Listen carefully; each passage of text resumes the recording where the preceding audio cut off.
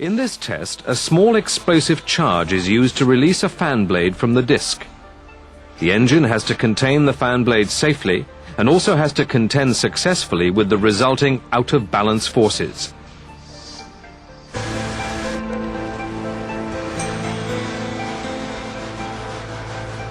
A released fan blade contains enough energy to throw a medium-sized car some 100 feet into the air.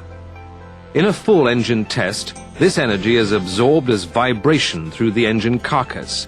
Truly one of the most impressive sights in aero engine testing. Bob, initiate the event.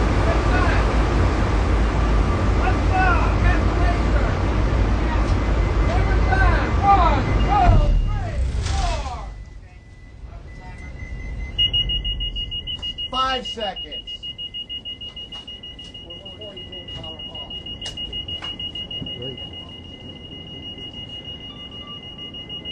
15 seconds.